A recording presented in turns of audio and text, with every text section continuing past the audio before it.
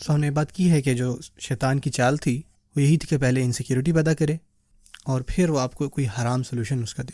سو اب آپ سوچیں کہ آدم علیہ السلام کے قصے میں ایسا کیا ہے؟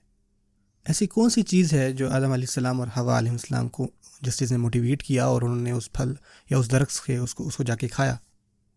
سب سے پہلے دیکھیں، ابلیس نے آدم علیہ السلام کے اندر ایک انسیکیورٹی پیدا کی، اور وہ کیا تھی بھلا؟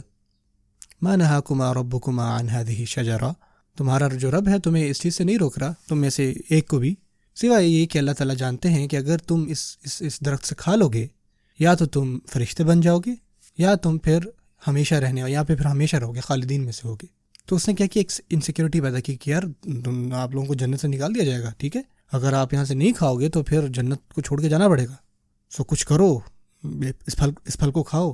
سو سبحان اللہ کیا ہوتا ہے کہ وہ اس پھل کو کھاتے ہیں، اس درخت کے پاس جاتے ہیں.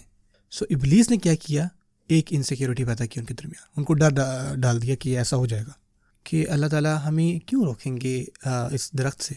سو ابلیس نے کیا کیا، پہلے اس کی ایکویژن کا پہلا پارٹ کیا ہے، انسیکیورٹی پیدا کرنا. دوسرا کیا ہوتا ہے، وہ آپ کو حرام سولوشن دیتا ہے. اس کا سولوشن وہ یہ نہیں کہتا کہ اللہ سے دعا کرو، اللہ تعالیٰ سے یہ دعا کرو کہ وہ آپ کو ہمیشہ جنت میں رکھے، بجائے کھانے کی آپ یہ دعا کرنا شروع کرو. اس نے یہ تو نہیں کہا یا آپ کو ہمیشگی دے یا آپ کو ایٹرنیٹی دے یا ایسی ملک اللہ ابغا دے کہ آپ یہاں سے جا نہ سکیں، یا ایسی چیزیں دیں جو کبھی ختم نہ ہو. اس نے یہ نہیں کہا کہ جا کے اللہ تعالیٰ کی عبادت کریں، دعا کریں اس سے.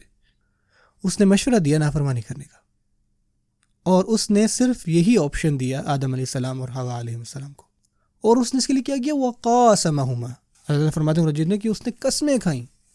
اوبیسلی اس کے پاس کھونے کو کیا ہے، اگر وہ قسم توڑ بھی دے گا تو اس کو کیا فرق پڑے گا، وہ قسمیں کھانے لگے. وقاسمہما انی لکما لمن الناصحین، میں تمہارا ویل وشر ہوں، نصیحت کرنے والا ہوں، میں تو تمہیں سنسیئر ایڈوائس دے رہا ہوں. بھائی سبحان اللہ، یہ الفاظ آپ کی زندگی میں ہر شیطان کے ہیں.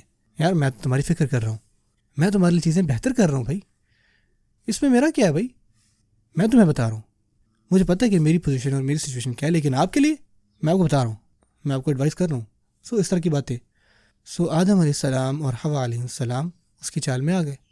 سو اس کے بعد دیکھیں کچھ عرصے بعد ایک بڑا زبردست قصہ ہے شیس علیہ السلام اور آدم علیہ السلام کے درمیان. ان کے بیٹے تھے، وہ اپنے والد سے پوچھتے ہیں، یا ابتی اتسمع للشیطان وتعصی الرحمن، آپ نے کیوں شیطان کی بات سنی اور رحمان کی نافرمانی کی؟ اس بات کی سمجھ نہیں آتی، آپ نے شیطان کی بات کیوں سنی جب اس نے کہا انی لکم لمن الناصحین، کہ میں تمہیں بس ایڈوائس کر رہا ہوں اچھی. آپ کو پتہ ہے اللہ کیا ہے، آپ کو پتہ ہے رحمان کیا ہے، تو کیا آپ نے کیوں شیطان کو سنا اور اللہ کی نافرمانی کی؟ سو آدم علیہ السلام نے پتہ کیا کہا، واللہ یا بنی، میرے پیارے بیٹے اللہ کی قسم، ما ظننت ان احدا یقسم باللہ کاذبا، میں نے یہ نہیں سوچا تھا کہ کوئی بھی جو اللہ کی قسم کھائے گا وہ جھوٹا بھی ہو سکتا ہے. تو یہ حسن ظن تھا آدم علیہ السلام کا. شیطان کا سوء ظن تھا، لوگوں کے بارے میں برا سوچنا، لیکن آدم علیہ السلام جو ہے وہ شیطان کے بارے میں بھی اچھا سوچ رہے ہیں. انہوں نے یہ سوچا کہ جب کوئی اللہ کی قسم کھا رہا ہے تو میں نے سوچا کہ کیسے ہو سکتا ہے کہ ایک انسان اللہ کی قسم کھا رہا ہو اور جھوٹ بھی بول رہا ہو. سو بہت ساری چیزیں ہیں جو اس میں آتی ہیں آدم علیہ السلام اور حوا علیہ السلام کے قصے میں.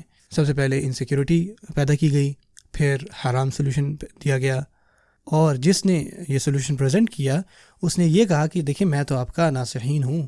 اب دیکھیں مارکیٹنگ بھی ہو رہا ہوتا ہے، جب کوئی چیز بندہ مارکیٹ کر رہا ہوتا ہے تو وہ کیا کر رہا ہوتا ہے، وہ آپ کو ایسا چیزیں پیش کرتا ہے، ایسے پیش ہوتا ہے آپ کے سامنے ایک ایسے مینر میں کہ جس میں وہ اپنے آپ کو ایسا پیش کرتے ہیں کہ جیسے وہ آپ کو کیا ایڈوائس کر رہے ہیں.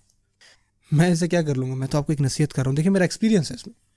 سو شیطان نے بھی کیا کیا، اپنے آپ کو ایک سنسیئر ایڈوائزر کے طور پہ جو ہے وہ ان لوگوں کے سامنے پیش کیا.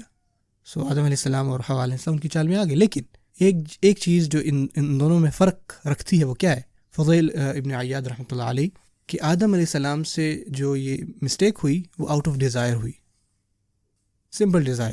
دوسری طرف شیطان نے جو گناہ کیا نا وہ اپنی کبر کی وجہ سے کیا. سو آدم علیہ السلام کے لیے آسان ہوا تھا بلکہ کہ وہ اللہ تعالیٰ کی طرف واپس آئے. اور اسی وجہ سے اگر کوئی انسان شہوت کی وجہ سے کوئی گناہ کرے نا تو اس کے لیے آسان ہوتا ہے اللہ تعالیٰ کی طرف واپس لوٹنا. لیکن اگر انسان کوئی کبر کی وجہ سے کوئی گناہ کرے نا تو وہ شیطان کی طرح پھر اسی کی راہ پہ چلتا ہے. سو اللہ سمجھتے ہیں اللہ تعالیٰ نے ہمیں ایسا بنایا ہے. ہمیں پتہ ہے کہ بعض اوقات جو ہے ہم اپنی ڈیزائرز پر عمل کریں گے، لیکن بات یہ ہے کہ کیا ہم واپس اللہ کی طرف لوٹتے بھی ہیں کہ نہیں. ہمیں چاہیے کہ ہم واپس فوراً لوٹیں. ہمیں کبھی بھی ایسا نہیں ہونا چاہیے کہ ہم اس چیز کو کنٹینیو رکھیں. ہم یہ بھی نہیں الاؤ کرتے کہ جو انسیکیورٹی ہے وہ ہمیشہ رہے ہمیں. بلکہ ہمیں سیکیورٹی فیل ہو جب ہم یہ جانتے ہیں کہ اللہ تعالیٰ معاف کرنے والے ہیں، غفار ہیں،